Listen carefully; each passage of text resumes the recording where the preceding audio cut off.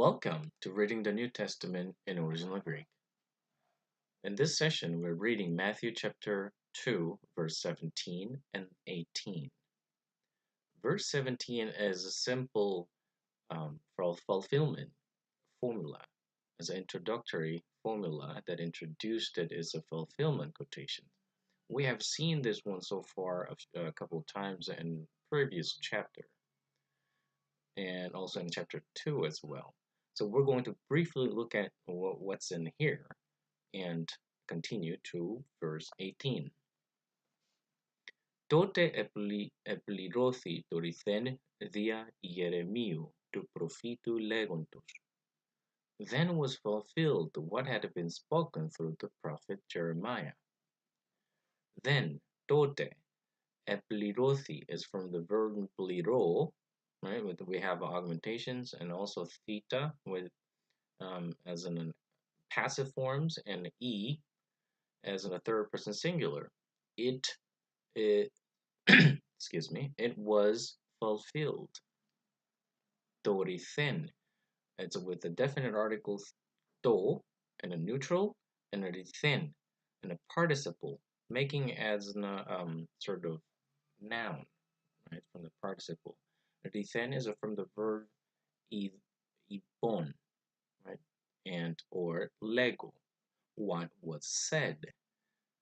So this is torithen in the nominative case. It could be an accusative, but then we don't have specific subject in the sentence. Well, then we have to find it from the previous verse whether it's connected to, but we know this is the subject of the verb eplirothi. So what was said was fulfilled via through via plus genitive. And how far does genitive goes? Yeremiu tu profitu and legontos. So from via until legontos, that's all you can put the parenthesis that modifies what was said, to rifen. It's interesting that we have a specific name in the fulfillment quotation that the prophet Jeremiah is named here. Now let's move on to the verse 18. Φωνή εν ραμή οικούστη, κλαφθμόσο και ο δυρμός πολλής, Ραχήλ κλαίουσα τα τέκνα αυτής, και ουκ ήθελεν παρακληθήνε ότι ουκ εισήν. Excuse me. A voice was heard in Ramah, wailing and loud lamentation. Rachel, weeping for her children, she refused to be consoled because there are no more. Foni is a voice, and Ramah is a regional indicate a regional name and above near north of the Bethlehem. There's a couple theories behind whether it's why the Ramah it's named here, but that's a discussion for theological issues here. So, a voice in Ramah, ikusti, it's from the verbs aku. Let's try to take a guess. Now, we have a theta, right? The theta and the ending. Try to remove that, and now we have a sigma. Sigma it could be included in the stem, but it could be also in a sigma in an aorist form, right? So let's try to remove that for a second. Then we have what? Iku. Iku, then an e, and if you see it in the beginning of the verb, then it could be often the vocal stretch or the contractions, right? So try to restore that from eta to alpha. Then we have aku, or it could be, eta, eku, but it doesn't ring any other word. Then when it's aku, then we know this verb could be aku. Then you try to look up the dictionary if you don't know the meaning of aku. Then try to figure out which forms I have to look up in a dictionary. Akusti, ikusti. Now this is an aorist form, and with the theta, as we have seen, talked about it, and a passive form, so with the eta at the end, as a third person singular again, then it modifies a phony, right? Phony, a voice was heard. Where? In Rama. Then what we have, klafthmos. Well, this is a simple word in a nominative that you can look up dictionary in exact form. Klafthmos is a wailing or weeping, and odirmos, it's a lamentation. Now we have a police modifies both, I think, both odirmos and klafthmos. In English versions, we have loud lamentation, only indicates the odirmos, but it could be possible klafthmos together. Why grammatically it's in the same form with the police adverb, a lot of, much, many, right?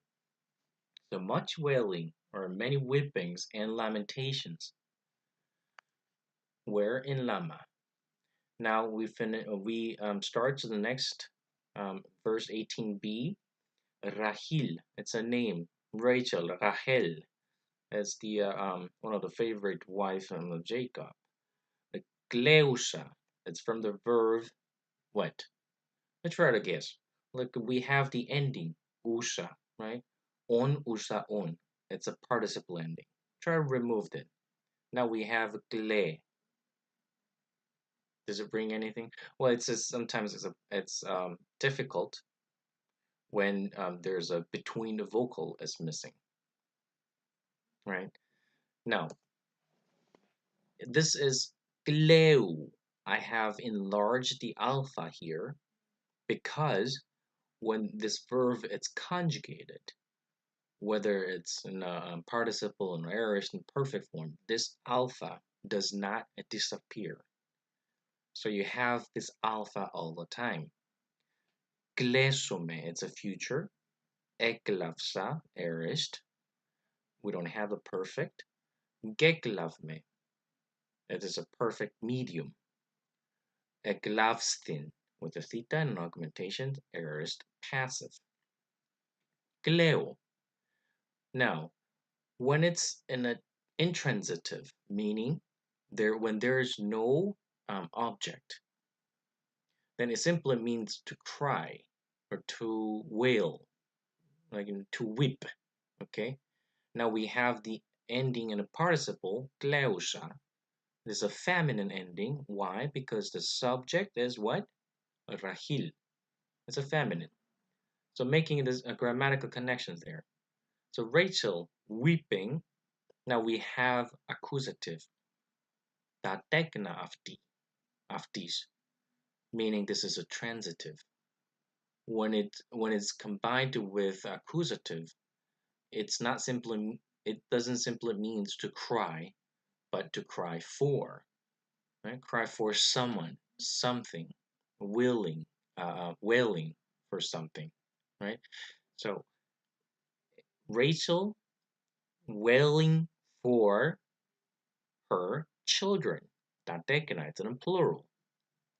Now, if you actually, in English term, if you think of the wailing and crying for someone, so usually in a Greek grammar, you have a dative, right? To someone, for someone. You translate from the dative. But also there is another grammars in Greek with a preposition, epi.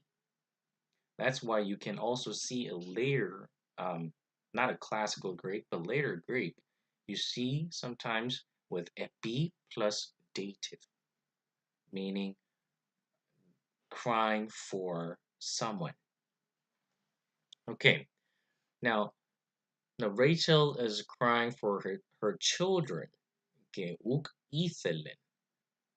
Ithelen is from the verb thelo. Now this is the imperfect form. Ithelon. Rachel was not wanting. Now, if you say want, I want something, you could say simple accusative object. But you could also say if you want to say it with an action, I want to do something, right? I want to eat. I do not want to eat. I do not want to sleep, right? to infinitive. The infinitive usually follows. Now it's the same here. Paraklithine.